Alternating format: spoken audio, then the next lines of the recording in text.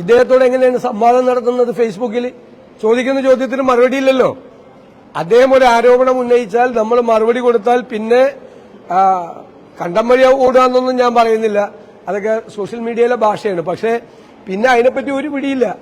ഉമ്മൻചാണ്ടി സർക്കാരിന്റെ കാലത്ത് 4,43,000 വീട് വെച്ചു എന്ന് ഞാൻ പറഞ്ഞപ്പോൾ 4,000 വീട് മാത്രമേ വെച്ചുള്ളൂ. ഞാൻ പറഞ്ഞത് യമണ്ടൻ നുണയാണെന്നാണ് മുഖ്യമന്ത്രി പറഞ്ഞത്. ഞാൻ അതിന്റെ മുഴുവൻ തെളിവുകൾ ഹാജരാക്കിയപ്പോൾ ജനങ്ങൾക്ക് ബോധ്യമായി യമണ്ടൻ നുണ പറഞ്ഞത് മുഖ്യമന്ത്രി തന്നെയാണ്. പിന്നെ അതിനെക്കുറിച്ച് യാതൊരു തരത്തിലുള്ള മിണ്ടാട്ടവും ഇല്ല. പരസ്പര വിരുദ്ധമായ കാര്യങ്ങളാണ്. ജമാഅത്ത് ഇസ്ലാമിയെ പറ്റി പറഞ്ഞത് പിന്നെ മാറ്റി പറഞ്ഞു. ജമാഅത്ത് ഇസ്ലാമിയായിട്ട് ഒരു തരത്തിലുള്ള ബന്ധം ഉണ്ടായില്ല എന്ന് പറഞ്ഞു. BJP RSSുമായിട്ട് ഒരു തരത്തിലുള്ള ബന്ധം ഉണ്ടായില്ല എന്ന് പറഞ്ഞു. ഞാൻ 1977 മാർച്ച് 4 ദേശാഭിമാനിയിലെ ആർട്ടിക്കിൾ ഞാൻ കാണിച്ചു തരാം. എഴുതിയിരിക്കുന്നത് എന്താണെന്നറിയോ? ജനസംഘം എന്ന് പറയുന്നത് ഒരു വർഗീയ പാർട്ടിയല്ല, ജനസംഘം ന്യൂനപക്ഷ വിരുദ്ധരല്ല, കോൺഗ്രസ്സുകാരാണ് ജനസംഘത്തിന്റെ തലയിൽ ഇതെല്ലാം കെട്ടിവെച്ചിരിക്കുന്നത്. നമ്മൾ ലൈബ്രറിയിൽ നിന്ന് എടുത്താണ്, തപ്പിപ്പോയാൽ നമ്മളും പോവുമല്ലോ.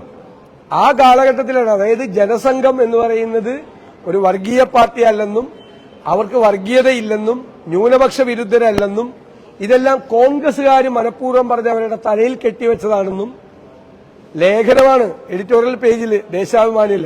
ഞാൻ ഡേറ്റ് ഇട്ട് തരാം. ആ ലേഖനം എഴുതി വെച്ചിരിക്കുക EMS ആണ് അന്ന് അതിന്റെ പത്രാധിപര്.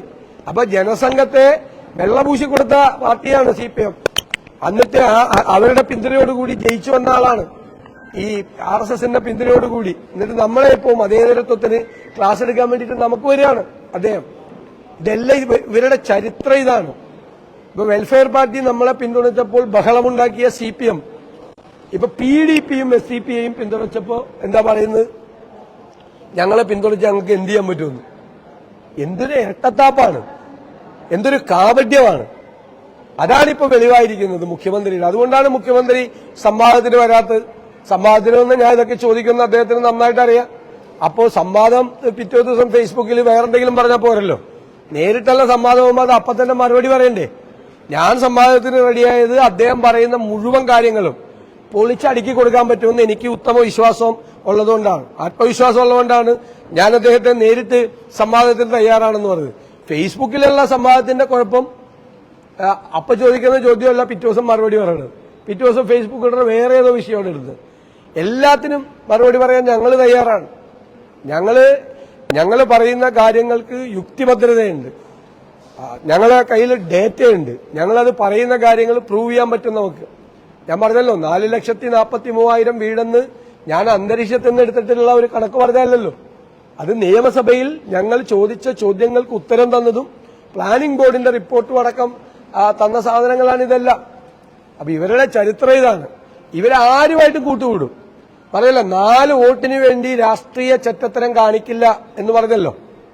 അപ്പൊ 4 വോട്ടിന് വേണ്ടി ഞാൻ ആ വാക്കൊന്നും ഞാൻ ഉപയോഗിക്കില്ല, രാഷ്ട്രീയ ചെറ്റത്തരം എന്നുള്ള വാക്ക് ഞാൻ ഉപയോഗിക്കില്ല, ഞങ്ങൾ ആരും ഉപയോഗിക്കില്ല.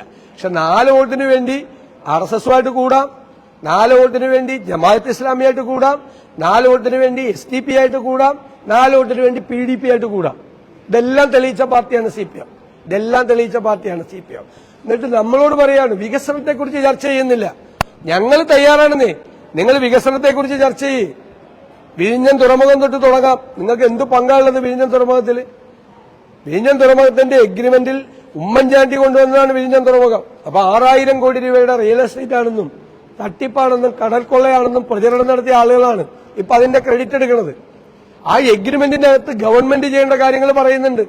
റെയിൽ കണക്ടിവിറ്റി വേണം, റോഡ് കണക്ടിവിറ്റി വേണം. ഒരു ചുക്കും ചെയ്തില്ല, ഒന്നും ചെയ്തില്ല. ഈ ഗവൺമെന്റ്, ഈ LDF ഗവൺമെന്റ് ഒന്നും ചെയ്തില്ല വിഴിഞ്ഞത്ത്. ഗവൺമെന്റ് അവരുമായിട്ടുള്ള എഗ്രിമെന്റിന്റെ അകത്ത് ഗവൺമെന്റിന്റെ കമ്മിറ്റ്മെന്റ്സ് ഉണ്ട്. അതൊന്നും ചെയ്യാതെ ഉമ്മൻചാണ്ടി കൊണ്ടുവന്ന ഈ വിഴിഞ്ഞം തുറമുഖം ഞങ്ങളുടേതാണ് എന്ന് പറയുന്ന അവകാശവാദം, എട്ടുകാലി മമ്മൂഞ്ഞിനെ പോലെ ഉള്ള ഒരു അവകാശവാദമാണത്. അതുപോലെ തന്നെ ഞാൻ പറഞ്ഞല്ലോ ഗെയിൽ പൈപ്പ് ലൈൻ ഞങ്ങൾ പൂർത്തിയാക്കി. ഞങ്ങൾ ഗെയിൽ പൈപ്പ് ലൈൻ ഇടുമ്പോ അത് ഭൂമിക്കടിയിൽ ഒളിപ്പിച്ചു വെച്ച ബോംബാണെന്ന് പറഞ്ഞ ആള് ഇവിടെ വ്യവസായ മന്ത്രിയായിട്ടിരിക്കുക. മനസ്സിലായ? കൊച്ചി മെട്രോ ഞങ്ങൾ കൊണ്ടുവന്നതാണ്. കൊച്ചി മെട്രോയ്ക്കെതിരെ സമരം ചെയ്ത ആളുകളാണ് ഇവര്. ഏത് വികസനത്തിനാണ് അനുകൂലമായി നിന്നത്? എല്ലാ പ്രധാനപ്പെട്ട വികസന പരിപാടികളും ഏത് പ്രോജക്റ്റാണ് ഇവർ കൊണ്ടുവന്നിരിക്കുന്നത്? ഒന്നും കൊണ്ടുവന്നിട്ടില്ല. അപ്പൊ വികസനത്തെ പറ്റിയാണെങ്കിൽ വികസനത്തെ പറ്റി ഞങ്ങൾ ചർച്ച ചെയ്യാൻ തയ്യാറാണ്. ശബരിമലയിലെ സ്വർണ്ണക്കൊള്ളയെക്കുറിച്ചാണെങ്കിൽ സ്വർണ്ണക്കൊള്ളയെക്കുറിച്ച് ഞങ്ങൾ ചർച്ച ചെയ്യാൻ തയ്യാറാ. എന്താ സംശയം? ഏത് വിഷയവും ഡീലിനെ പറ്റിയാണെങ്കിൽ ഡീലിനെ പറ്റിയാവാം.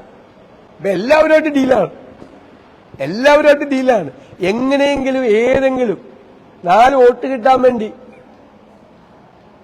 മറ്റത് ചെയ്യില്ല എന്ന് പറഞ്ഞ ആളുകൾ 4 വോട്ട് കിട്ടാൻ വേണ്ടി എന്തും ചെയ്യും, എന്തും മടിക്കാത്തതാണെന്ന് തെളിയിച്ചിരിക്കുകയാണ്. അതാണ് സംഭവം.